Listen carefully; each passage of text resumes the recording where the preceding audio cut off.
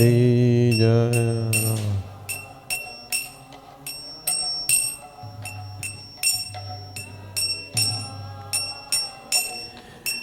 Gopijana Vallabha Girivaradhari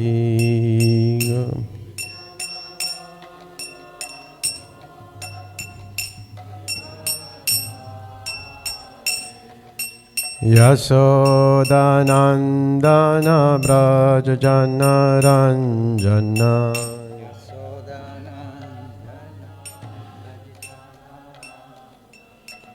Jamuna Tira Vanachariyam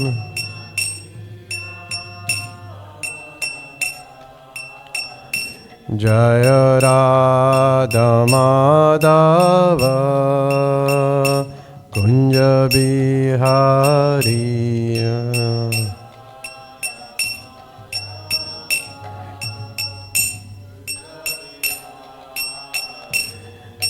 Gopijana Vallabha Girivaradhari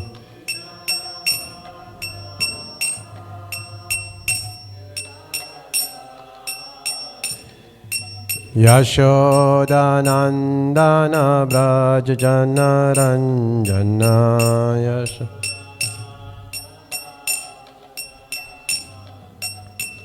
Jamuna Tira Vanachariyam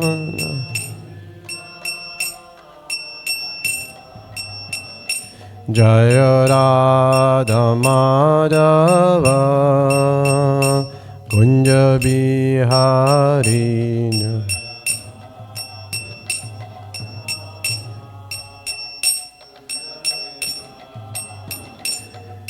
Gopijana Vallabha Girivaradhari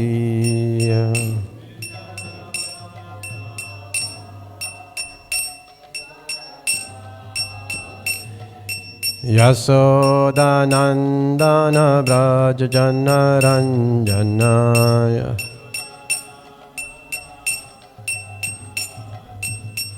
Jamuna Tira Vanachariyam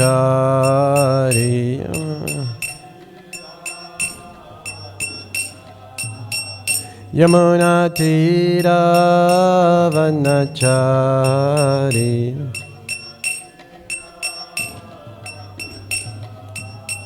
Yamuna Tira Vanachariyam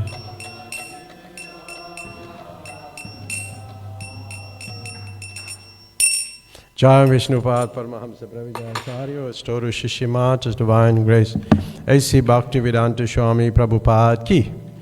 Jayam Vishnupad Paramahamsa Pravijacharya, Storu Shishimata's Divine Grace, Bhakti Siddhanta Saraswati Goswami Maharaj Prabhupada Ki. Ananti Koti Vaishnavrinda Ki. Naam Acharya Sajas Thakur Ki. Prem Sakaho Sri Krishna Chaitanya Prabhu Nityananda Shervaita Gadadhar Shivasari Gaur Bhakta Vrindi Ki. Shri Radha Krishna Gopa Gopinath Shyam Kun Radha Kun Giri Govardhan Ki. Vrindavan Navadip Dham Ki. Ganga Mai Jamana Mai Ki. Bhakti Devi Tulasi Devi Ki. Samaveta Bhakta Vrinda Ki. Nitai Gaur Premanande. All glories to the assembled devotees. All glories to the assembled devotees. All glories to the assembled devotees. All glories to Shri Guru and Shri Gauranga.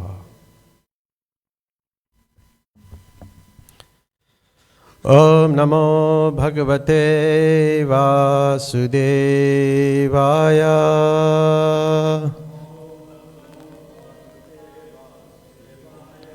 Om Namo Bhagavate Vasudevaya.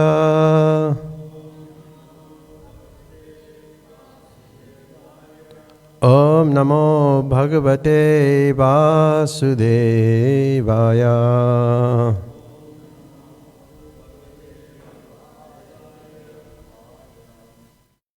So we're reading from the Srimad Bhagavatam, 4th Canto, Chapter 22, text number 49.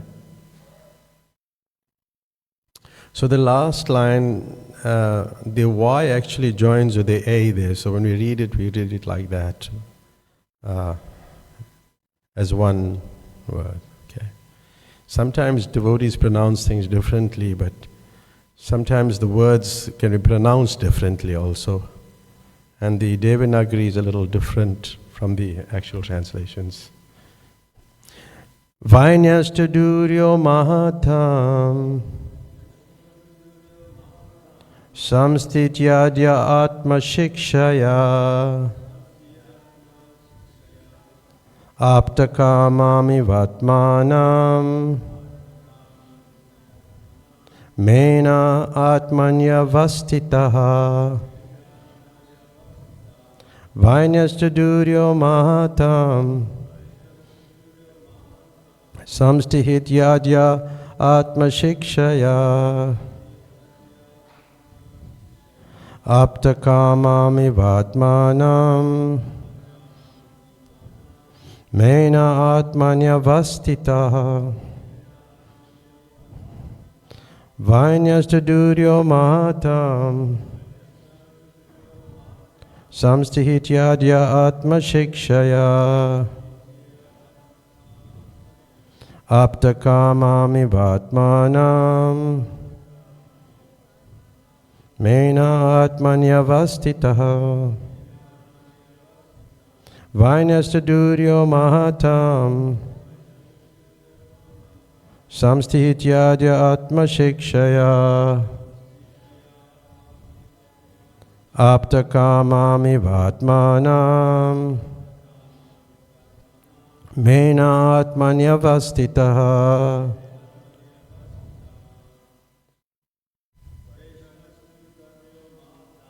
Vainyastu duryo mahatam samstityadya atma shikshaya aptakamami vatmanam mena atmanya vastitaha Vainyastu duryo mahatam samstityadya atma shikshaya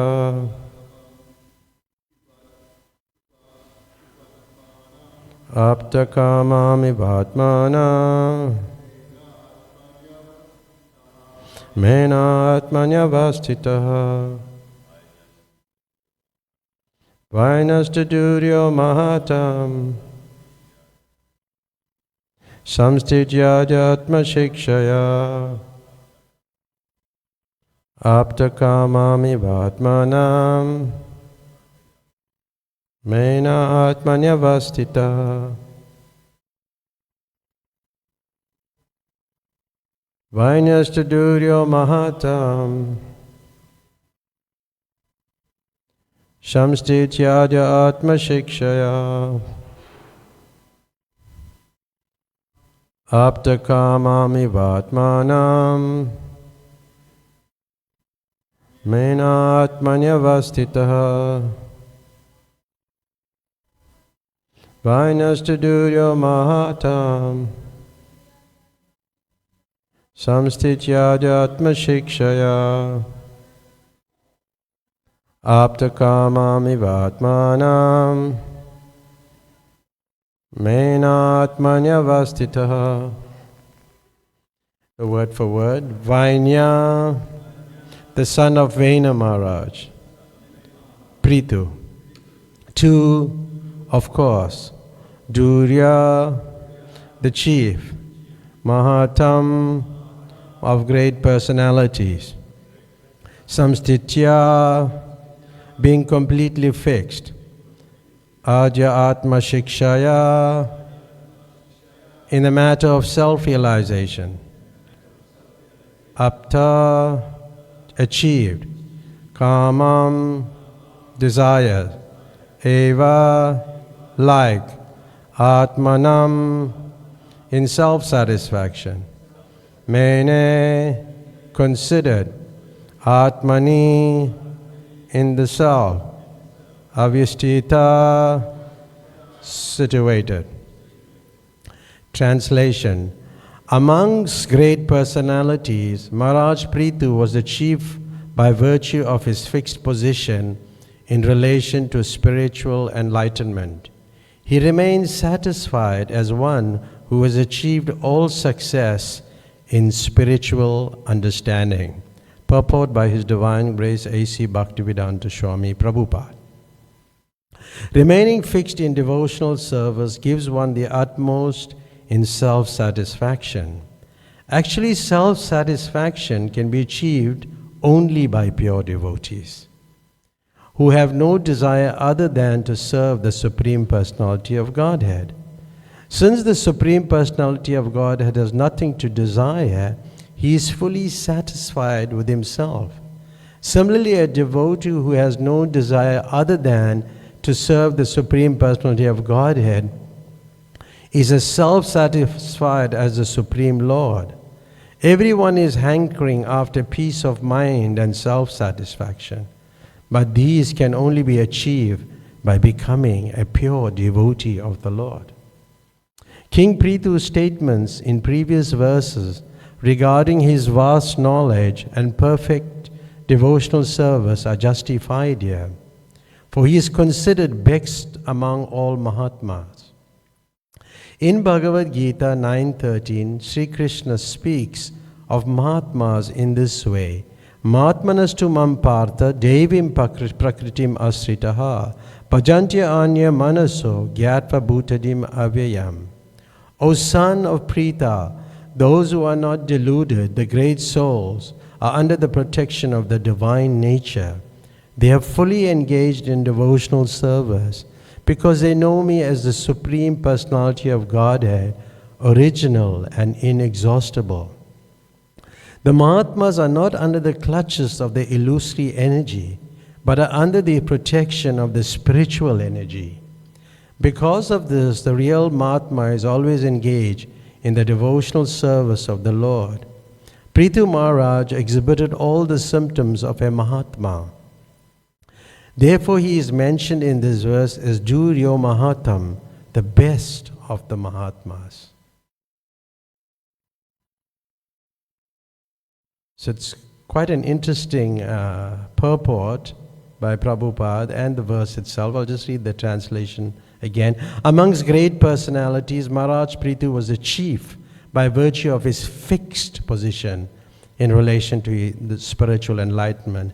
He remains satisfied as one who has achieved all success in spiritual understanding. So if you have any questions, you could ask while I'm going along, because we seem not to have the time in the end, and there's too little time. So you can ask, just raise your hand and ask, and I will link it to the purport, and you could have more discussion on it.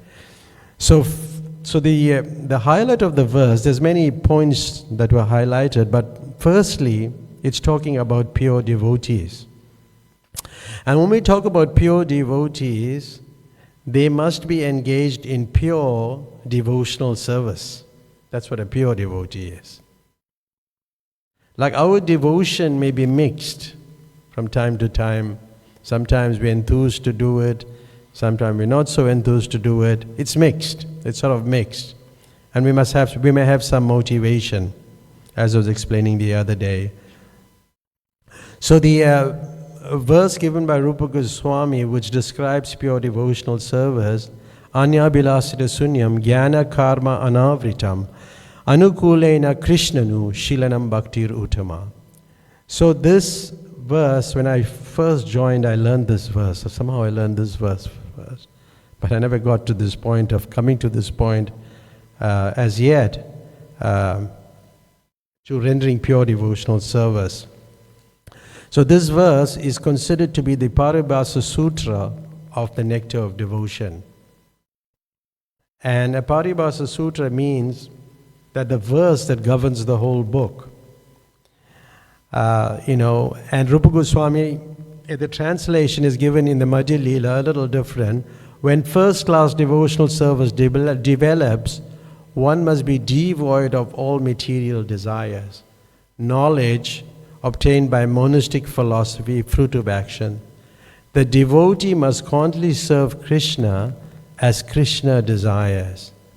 Now, if you raise, the question could be raised that yes, we must serve Krishna according to Krishna desires, then how will we know what is Krishna's desire?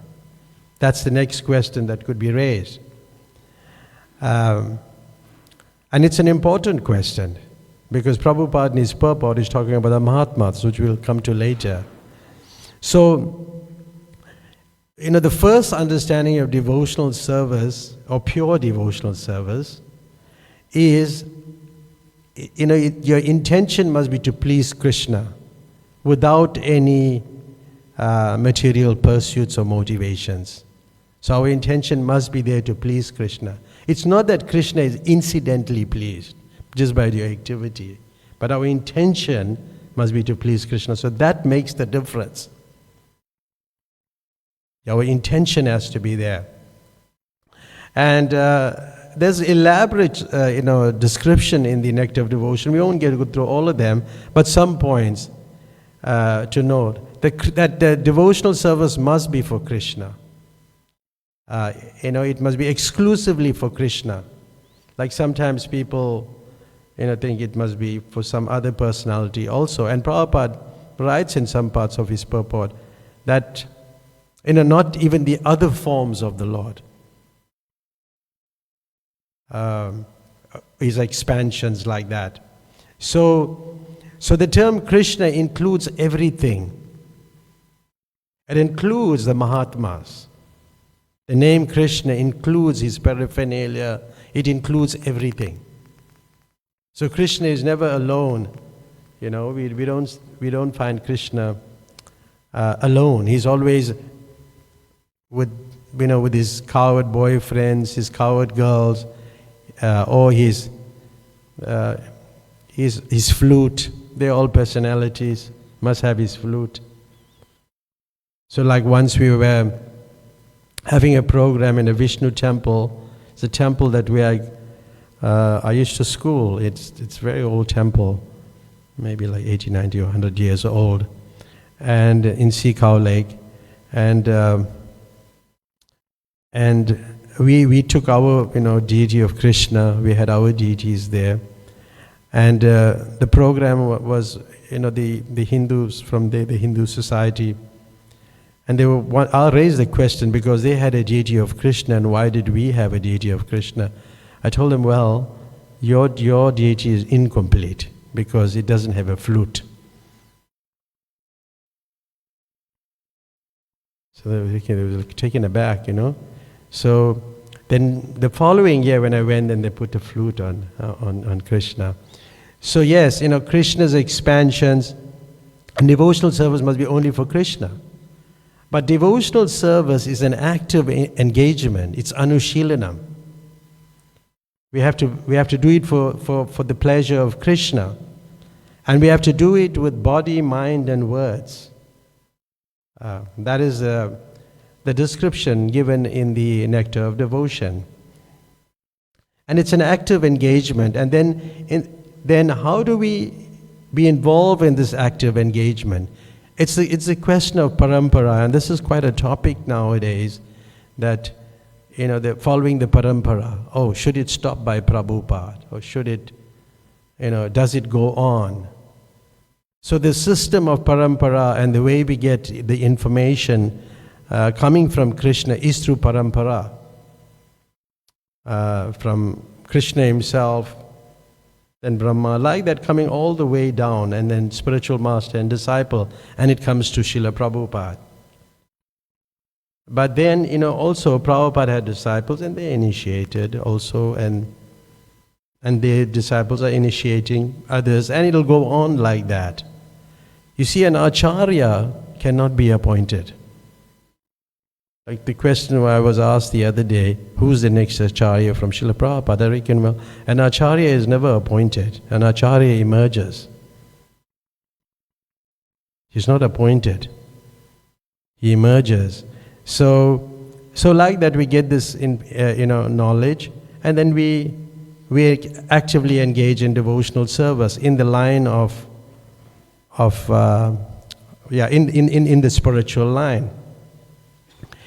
So it must be favorable also, anukulena.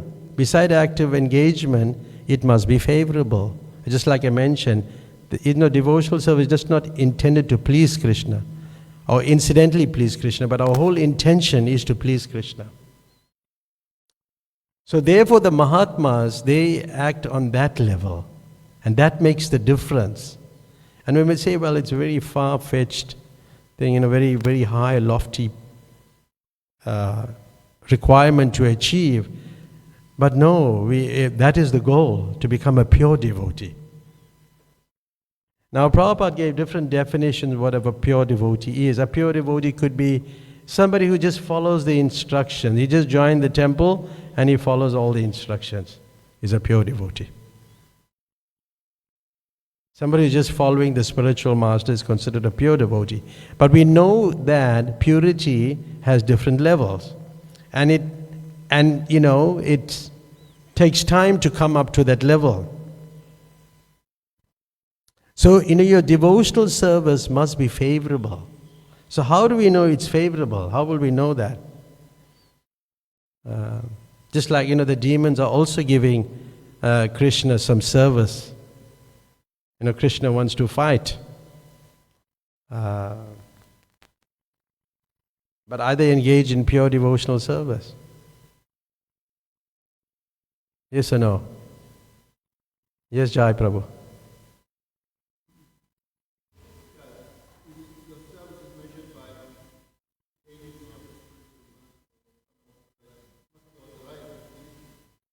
Yes.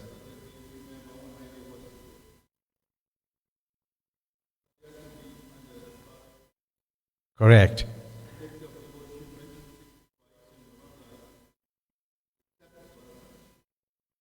Correct, yes. Thank you for that. So, sometimes, Krishna may be displeased with your service. Like thinking of Krishna, like for the demons, like Kamsa and Hiranyakasipu, they came with that intention to please Krishna. You could say in the one sense, they came to please Krishna because he wanted to fight. But then, when you come into the material world, you get covered and you become demoniac and you develop these bad tendencies. So initially it was like that, they came to give some pleasure to Krishna, but really it cannot be considered as pure devotional service. On the other hand, sometimes we see actions like Mother Yashoda, leaving Krishna and attending to the milk, and Krishna was upset. She went to attend to the milk on the stove. And the question is raised, is that pure devotional service? That's the other point. Is it? Yes or no? Yes, why? Why is it pure devotional service? So she was attending, anyway, she was attending to the milk on the stove. And the acharyas explain that the milk on the stove is a personality also. And that milk on the stove is thinking, well, if Mother Yashoda continuously serves Krishna, then I won't have that opportunity to serve him. So it's good. Then the next question could be raised, Krishna was displeased with the whole act, and which is more important? Which is more important? The milk on the stove or attending to Krishna? That's the next question. So which is more important? And devotees have different views. We should attend to Krishna. Mother Yashoda should have attended to Krishna. And people give different points on this. But the main point is that the milk on the stove is, that person, the devotee, is more important than the Lord. is more important. And that's what the purport says. He's talking about the Mahatmas. The Mahatmas, the great souls, are more important because they are the agents. Hare Krishna. Sri Raghunath Ki. They are the agents.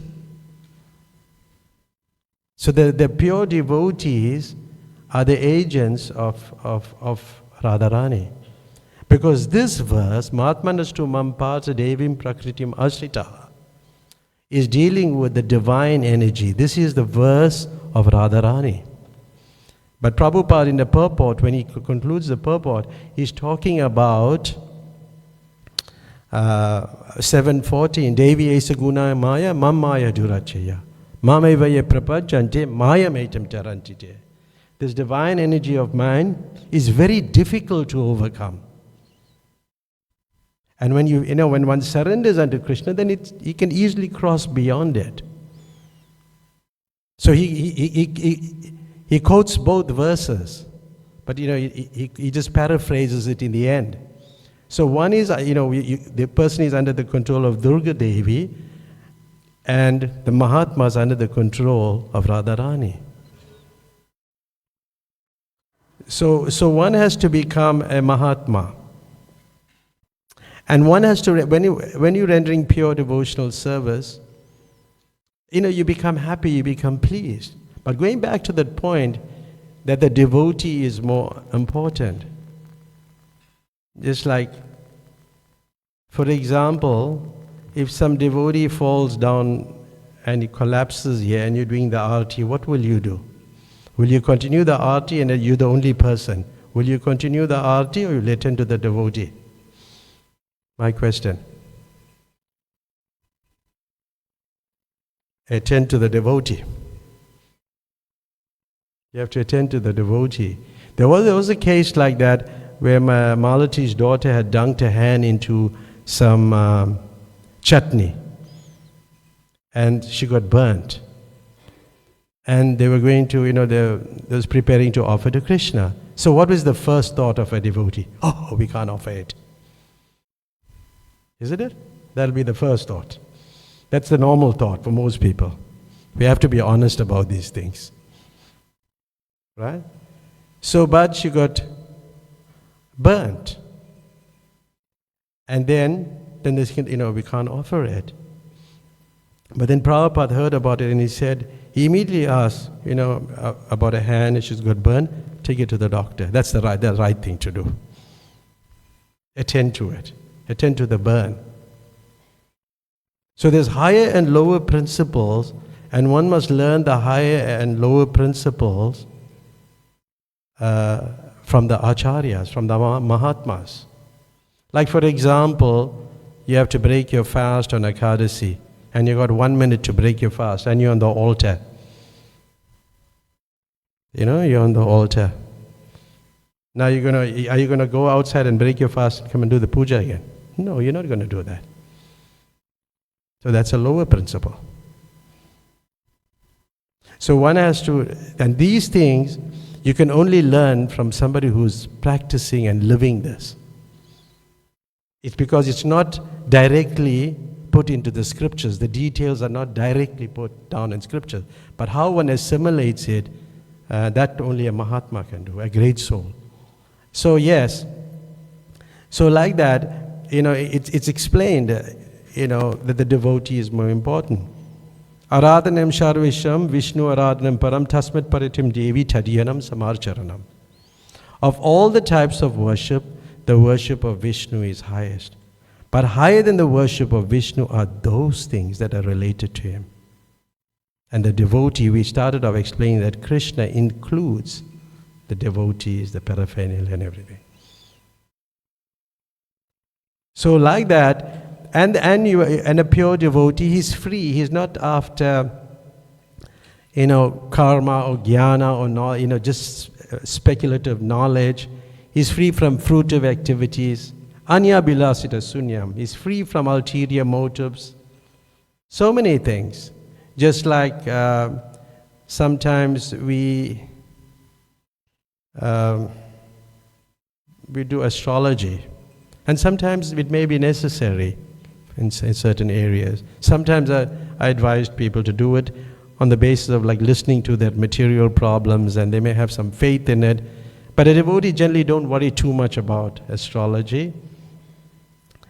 Doesn't worry too much about astrology. So, we just focus on rendering pure devotional service.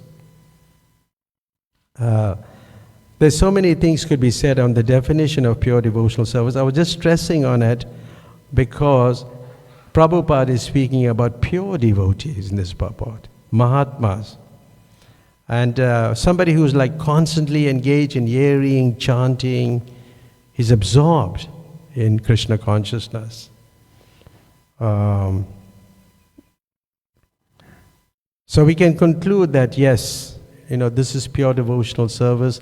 This is what we are meant to be doing and engaging in devotional service all the time, and in a pure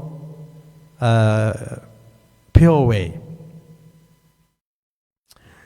So that self-satisfaction, the points in the purport, Prabhupada speaks about self-satisfaction.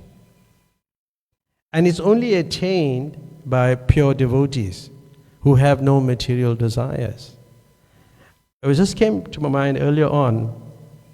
I was thinking about that sometimes we may think that we have served the society for so long and we have some entitlement. That I should be taken care of, this should be done for me, that should be done for me. And this is a very, important point to note, because I had this realization, Dayasindu was meant to take me to Richards Bay. And I had this realization then when I was reflecting as I was going along, because there were so many challenges to get there. And whilst I was going, then I was thinking it could be easier. It could have, somebody could have helped me or something. But then I was thinking about, sometimes, because I've been a long-standing devotee myself, so then you think, well, you need better facility. But that is against pure devotional service. Because you cannot, have entitlement to anything, because there's some motivation. So if if one thinks like that, and sometimes we do that, we have this thoughts, oh yes, I should be treated like this, I should be treated like that. And in the material world, you're going to be treated, even, badly, whether in the, outside in the material world or within spiritual institutions. You're going to have challenges. But you have to rise above that. So a pure person is not affected by these things. So yes, so we be self-satisfied. He doesn't have any material desires. He's fully satisfied. Doesn't mean he's desireless, but he's always desiring to serve Krishna more.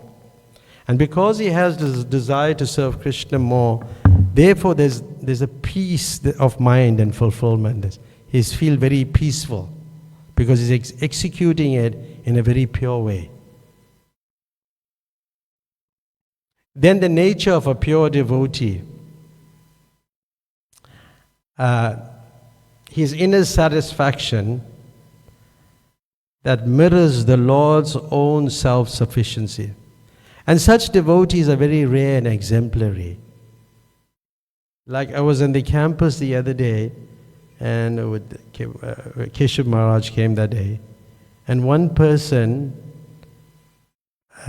saw me, and he just came and we started speaking. And he was reading a book, The Purpose-Driven Church.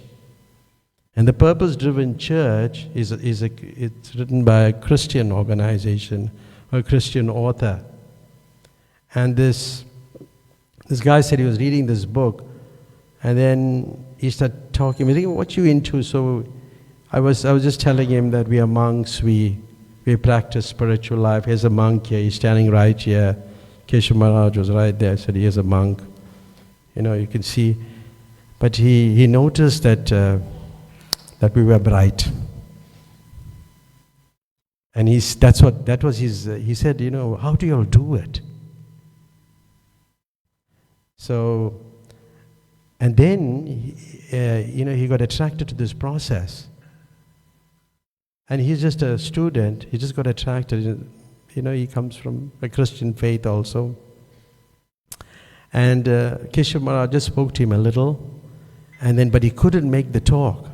But he came towards the end of the program because he had a lecture on. And then he went to Maharaj and he started speaking. And I'm standing there. And I told him, this is the person we met outside. And he started speaking to him. And it was so wonderful, that exchange. And you know what the guy was talking about? How to become free from lust. That was his questions. And Keshav Maharaj, again, this fellow was the best person. But he took my number, but he somehow I didn't. He's supposed to give a missed call, but I didn't get, and I lost track of him. But I'm making the point that people are attracted to people who live this. It's not that you know a lot of verses and philosophy people are attracted to. Because anybody can, learn this, he can recite it and speak it. But people are really attracted to your qualities. And this is what Prithu Maharaj is, as the ideal devotee. Although he had, vast knowledge, but he had perfect devotion. So therefore he is described as a Mahatma in this purport. The way he lived his life. A true Mahatma. A true servant. A true great soul. And what are the characteristics of a Mahatma? And we mentioned that, and Prabhupada mentions in the purport, quoting that verse 9:13. That's Radharani's verse. Just like 6:30 also is a verse that could be, for one who sees me everywhere and sees everything in me. You know that verse, Jai? So that verse also could mean, about the gopis. They all, everywhere they were looking for Krishna in separation. So yes, so this verse where one is not deluded by the illusory energy. He's under the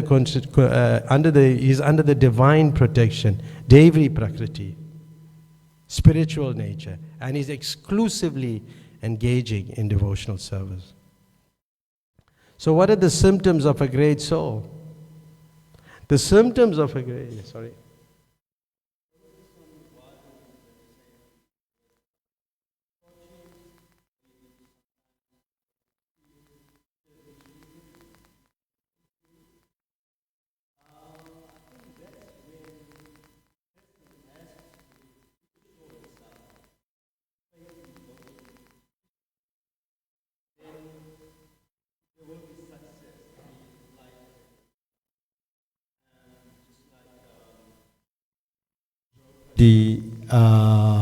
Against all odds, she remembered Krishna at the last moment, and there was absolute rescue for her. So the same, we should not ever forget our faith and devotion in all different circumstances, good and bad. Thank you for that, yes. Yes, we should have faith, yes. That's a good point. Thank you, Darisendra Prabhu. So a great soul, he's not just angry, because they are friendly to everybody. Because he's following the principles, actually the 4 principles are important that what makes one, get one free from sinful life. And this is the first test of, the following the regulative principles. You're coming to that platform of pure devotional service. Because you must have clean habits, sadachar. There must be good habits, clean habits. So Prabhupada in one conversation, he was talking about Mahatma Gandhi. And when I was in school, I was very attracted to this. I think Jai also probably, on Gandhi. We heard so much of Gandhi and we really appreciated him. But he was involved in politics. So at one point he designated one of his disciples that he should run for presidency. And this is but by public votes. But another person, Subhash Chandra Bose, was elected president. And Subhash Chandra Bose was the person who drove the British out of India. He was quite somebody. So Gandhi was very angry that his disciple did not attend. He was very upset and he didn't attend that Congress meeting. So Prabhupada says, he went away. Now see, these are to be studied. He was actually a very good man, Mahatma. But this is not gentleman. This is not a gentleman. He should have accepted when public has elected the other man as president. So this we can learn sometimes when somebody is elected by public, by vote. Okay, we don't have much to do with politics, but if they accept it, we should accept it. So that's what Prabhupada was saying. Why shall I interfere with it? It's not against gentlemen's principles. So, I nominated somebody that he should be president, but public did not like him. They elected somebody else, so why should I interfere with that? And Prabhupada said, if you depend on public vote, then whatever public has elected, you have to accept. So it's quite an interesting thing. But then he quotes another verse from the Bhagavatam, Prabhupada is quoting, from the, I think it was from the sixth canto, yes.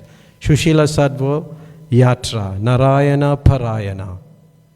And this verse, it says, the path followed by pure devotees who are well behaved and fully endowed with the best qualification is certainly the most auspicious path in this material world. It is free from fear and it is authorized by Shastras. So when one becomes clean, then his thoughts are clean also. When one is, being purified in the process, then there's no fear on who becomes the leader or the controller. He's not afraid of it because he's pure. See, like sometimes we're afraid who's going to be the leader of the country, of the institution. But when you become pure and when you become clean, you're not afraid of these things. Yes.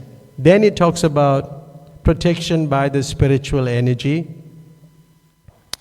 You are protected. You can't rubber stamp a Mahatma. Because a Mahatma, after many births and deaths, what's that verse? 719. Bahunam janma namante gyanavan mam prapachate. After many, many births, he is actually in knowledge, surrendered unto me. And such a great soul is very rare. Very, very rare. After many births and death. So a Mahatma is not rubber stamped.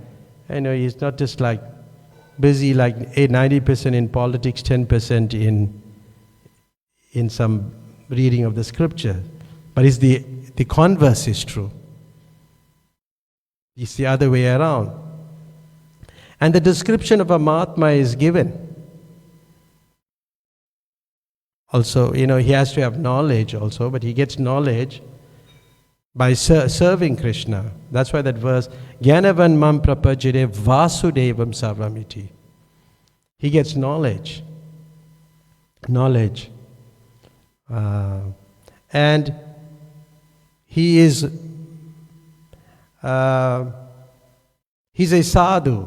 And a sadhu, a saintly person, has good control of his senses. And sometimes people don't know who a Mahatma is, a great soul is. Like sometimes you go to these holy places in Vrindavan and you have many saints there. And it's best not to, because you don't know them. And sometimes Bhakti Mataji knows that, where she stays, there's a whole crowd of people are waiting to see Premananda Maharaj. And he's a saint. It's not that we're following him, but we can be respectful to him. Yes. So what does a saint, what does a Mahatma do? How would you know a person is a Mahatma? He's always chanting the glories, endeavoring with great determination. That's the next verse from 9:14. Is always, this is how you know somebody is a great soul. Always chanting my glories, bowing down before me. So his only business is to glorify Krishna. So that person is considered to be a pure devotee. And devotional service as the highest goal. That is the next point that comes out, or the last point that I wanted to mention on, is the ultimate means to achieve spiritual realization, spiritual peace, freedom from illusion, from the purport itself. So we were speaking about the agents. Sometimes the agent may appear to be covered. Like, we could say, you would say the spiritual master knows everything. But it's not like that. Like sometimes Prabhupada, in a sense that at least one incident that I'm recalling is that when they were building the Jew temple, their attorney, Prabhupada's attorney, was on the opposition side, and he didn't know about it, and he was saying, how was this possible? I couldn't really get it. So you can't say he knows everything, because sometimes Krishna may cover him for different reasons. And then another time somebody asked him, because he says, one who has a bona fide spiritual master must know everything. It's also there. That's also mentioned. He must know everything. But then somebody raised that question to Prabhupada, whether you know everything. He said, well, no, but Krishna tells me. Krishna tells him. So like this, he may cover the devotee sometime, but that does not mean it still means that he's a pure devotee. Because sometimes when we hear these type of things, we say, oh, maybe he's not a pure devotee. He's not a great soul. How could he have not known? So we have to be careful. And then the interesting thing about the Mahatmas or the great souls, and we're talking about our spiritual preceptors in our line of disciplic succession. Rupa Goswami, Sanatana Goswami, and coming all the way down to Prabhupada. That sometimes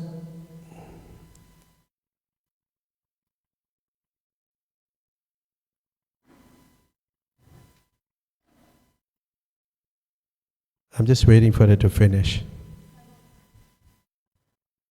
We're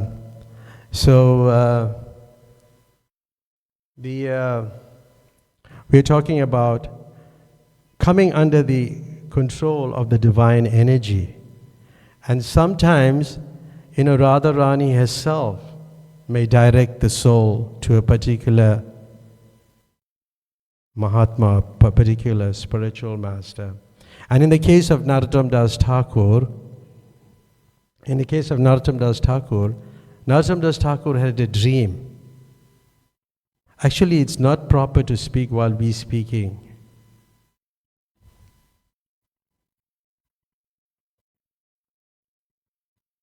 Narottam Das Thakur was directed by Radharani herself, and he had a dream that,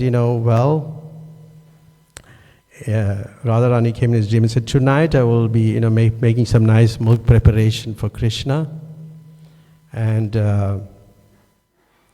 I will arrange some service for you. And then, Radharani told him that, well, you will have to serve under Champakalata, because she boils the milk. And by boiling you could serve under another authority. So you can see that that authority system, that structure also exists in the spiritual realm, that you will serve under somebody. Like you would serve under Mahatmas, under great souls, under the Acharyas here. Then when you go to the spiritual world, it's the same thing. So Radharani is saying, well, you can help Champakalata to make the milk. So I'll make that arrangement for you. So then, he was in deep meditation,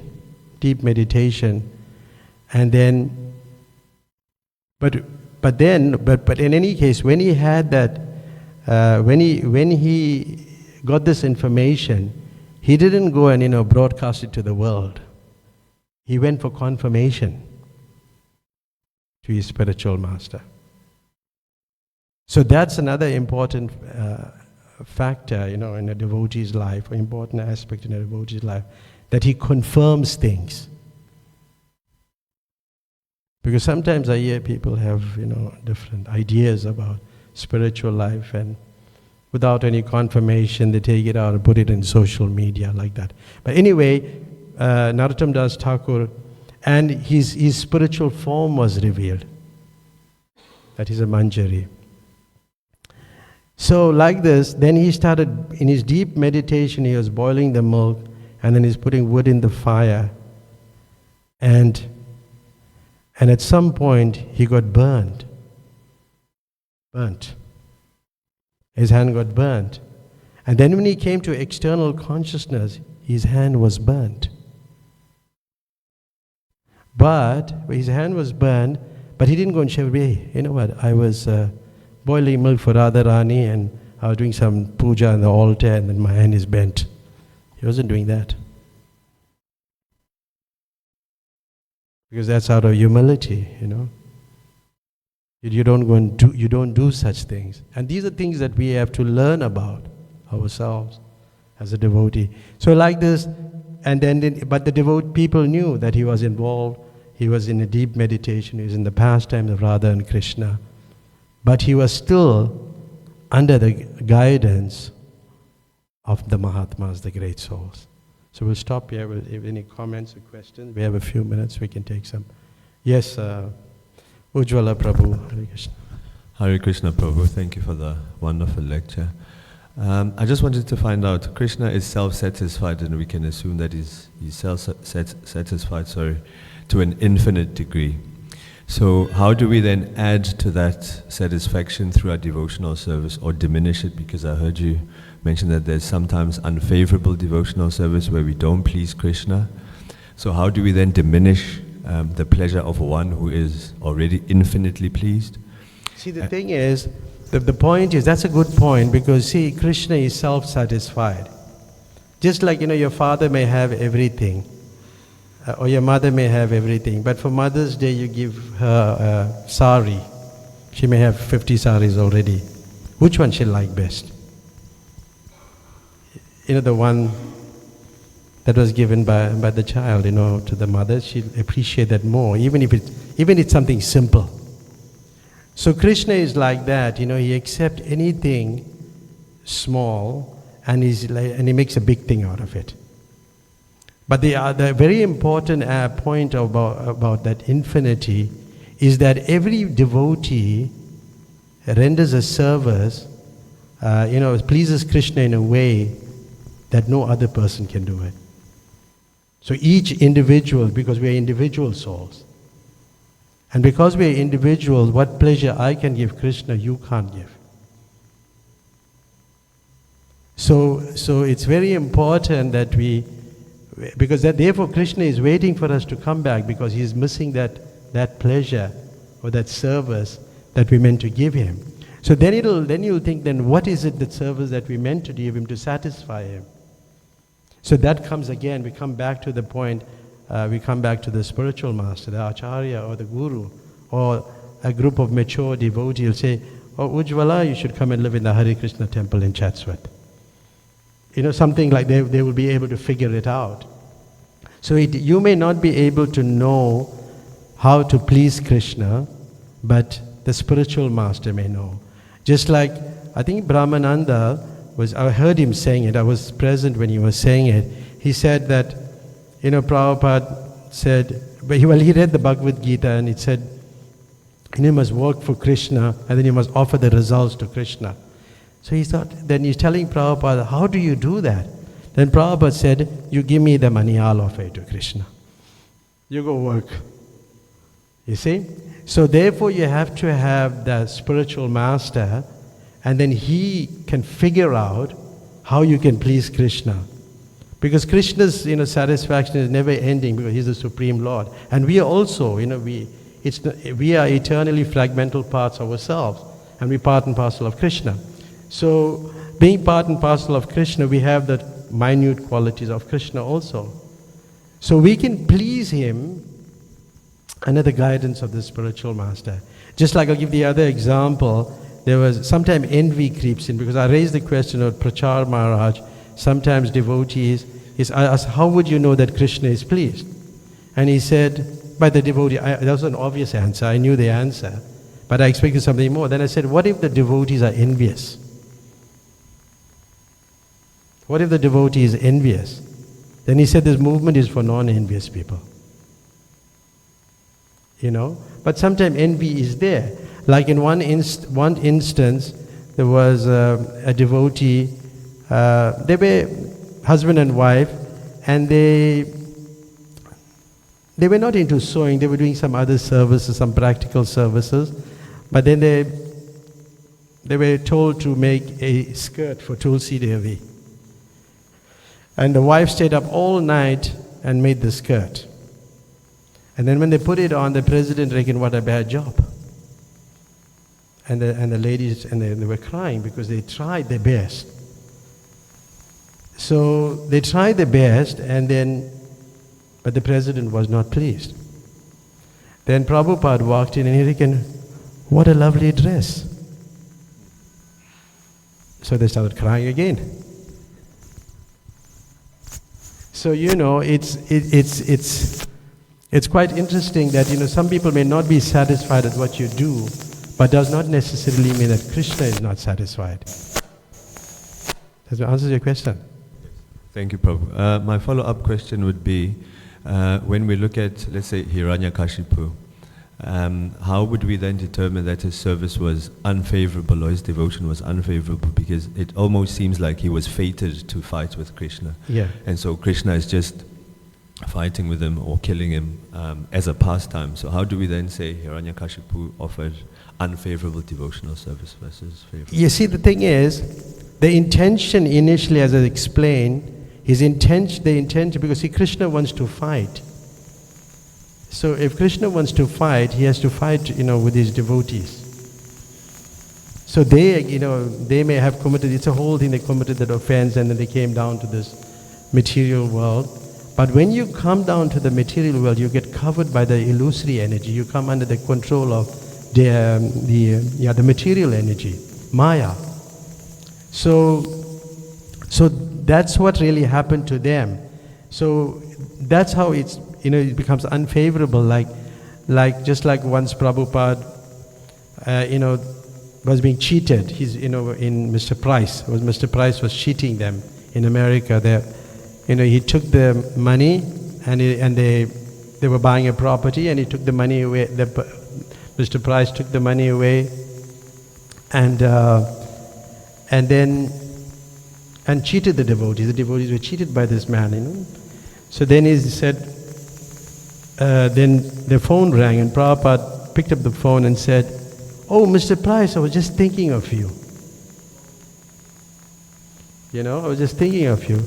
And then after Prabhupada put the phone down, then Prabhupada, the disciples asked Prabhupada, "Were you really thinking of him?" He said, "Yes, just like how Kamsa was thinking of Krishna." In an unfavorable way. So he was thinking of him that way. So the thing is that they go back to the spiritual world. They also go back to the spiritual world after their service they did. That was like a service they had to do for Krishna. That was part of their service, to be covered. But then for the lessons we learned from that, we can't think like that. We have to, the lessons we learn, that we mustn't be demonic, we mustn't be envious. Those are lessons for us to learn, for us to go back to the spiritual world. Those are special cases, how they came down. It's a whole, it's nice if we can do a seminar on it, how they come down, and yeah, it's just quite an interesting. Does that make sense? Yes, makes sense. Thank you, Prabhu. Yes, Jai Sachinandan. The point is thinking about Hiranyakashipu. He performed great austerities, even pure devotees couldn't do. But all their austerities was for his own selfish motives. Yeah, and that's Krishna, it. and Krishna is saying in Bhagavad Gita, Bhaktaram Jagya Tapasam. We have to make him the beneficiary of whatever austerities, and then that is favorable. So Yeah. See the austerities, that's a good point. Bhaktaram Yagya, that verse, yeah. We have to do everything for the pleasure of Krishna. And but Hiranyakashipu engaged in a lot of austerities. That's why I said that you could see it's Devi, you're in the divine energy, but when they came to the material world, they got covered. So when you perform austerities, you're doing things for yourself, you're self-motivated, engage in lots of austerities, but the whole goal is to satisfy yourself. So it happens to anybody, because just remember, a living entity is marginal. He can go either way. He's marginal. He can go either in the spiritual side or in the material side. It's like the beach. Sometimes the water covers the sand, and then it goes back into the sea, recedes, and then the sand becomes more prominent. So it's like that. So like once Srila Prabhupada initiated, he was initiating sannyasis, and sometimes they fell down. Then the question was raised that, why did you initiate them? They're going to fall down. So he said that the spiritual master puts the disciple in the best possible position for advancement. So sometimes you may give a person sannyas, but he may not have that. He may make it, he may not make it, because we are marginal. And sometimes people do fall down from the process. But what's the harm if they did the service? What's the harm? They make some advancement. Does it make sense there? So it's quite interesting, yeah. There's so many things we could speak about, but the time is, I took 4 minutes extra. I checked my time. Thank you very much. Hare Krishna. That watch is fast. Hare Krishna. Srila Prabhupada ki